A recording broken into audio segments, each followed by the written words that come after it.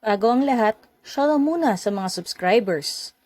Moji Sadada, Insane Expert, Dreamway Entertainment, R. Davis, John Carlos, Ira Kasipit, Mickey Monstrum, Mukla001, The Drox.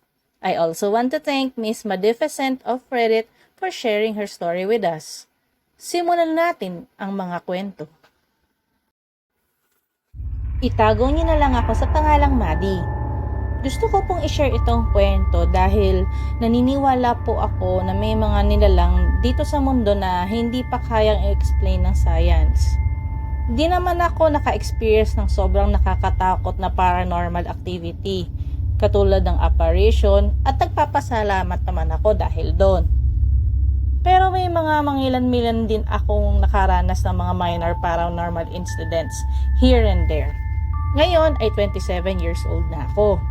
Mula nung 5 hanggang 15 anyos ako ay natulog ako sa bahay ng lola ko. Kadalasan during weekends lang naman.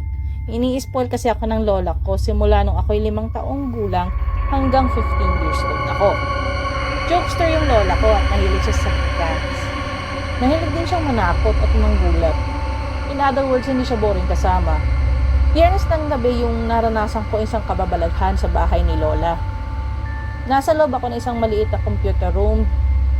Sa liit na computer room na yon, nagkakasya lang talaga ang isang set ng computer at 2 upuan. So kapag nakaharap ako sa personal computer ko, di ko agad nakikita kung may ibang tao sa room, unless tumingin ako sa kaliwa. Pag sumasapit na ang gabi, nag-iibang pakiramdam ko sa bahay na yon, lalo na pagtulog ng lolo at lola ko, at ako na lang ang gising. Nung time na yun, nakikipag-chat ako sa mga kaibigan ko sa MSN Messenger. Tingin ko 1 or 2 na yun ang madaling araw. Inaantok na ako noon, pero dahil sa teenager pa lang ako, ayoko namang masabihan akong KJ ng mga kachat ko.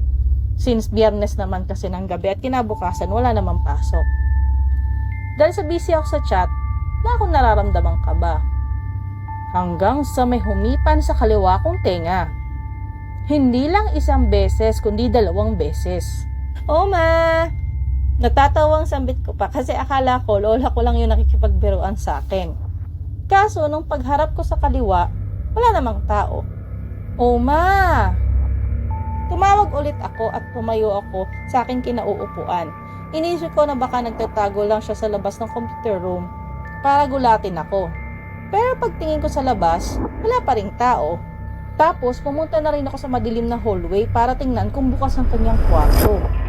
Kung bukas yun, ibig sabihin, siya yung nagbibiro sa akin. Pagtingin ko, sarado naman ang room.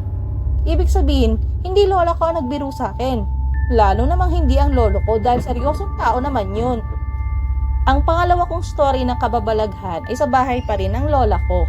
Pero nangyari yon 9 years old pa lang ako. Lahat ng anak ng aking oma, pati na rin ang kanilang mga pamilya ay nandun sa bahay ni lola. Kasama ko ang aking 7-year-old cousin. Nagtutos kami ng pinsan ko ng tennis ball sa may hagdanan back and forth.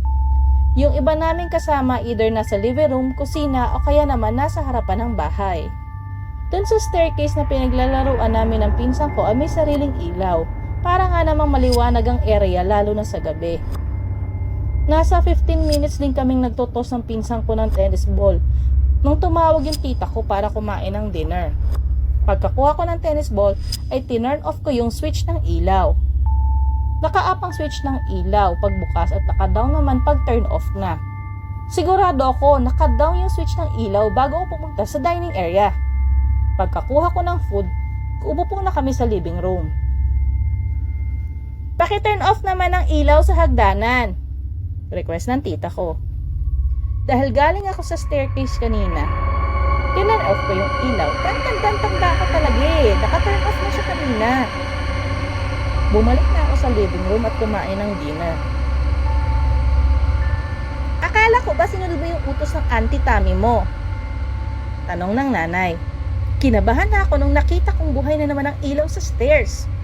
Ang sabi ko, tinurn off ko nga po yung ilaw pagkasabi ni tita. Tumingin sa akin ang aking nanay kasi hindi siya naniniwala. Hindi mo naman tinurn off yung ilaw eh. Kinontra naman ng tita ko yung sinabi niya. Ang paliwanag niya, nakita ko nga na tinurn off niya yung ilaw. Pero nakita ko din na kusang nagbukas ulit ang ilaw. Pero wala akong sinabi sa inyo kasi ayoko namang matakot kayo. Mga ilang taon na simula nung namatay ang aking lolo at lola at naibenta na rin ang kanilang bahay. Isang desisyon na napagkasunduan ng kanilang mga anak. Subalit napapanginipan ko ang bahay ni lola at lahat ng panaginip na yun ay hindi maganda. Madalas pinapakita sa panaginip ko na may masama daw nilalang na nakatira sa kanilang bahay. Yung family namin ay kilala ang bagong nagmamay-ari ng bahay at madalas silang mag-usap dahil sa mga nangyayaring kakaiba dun sa bahay.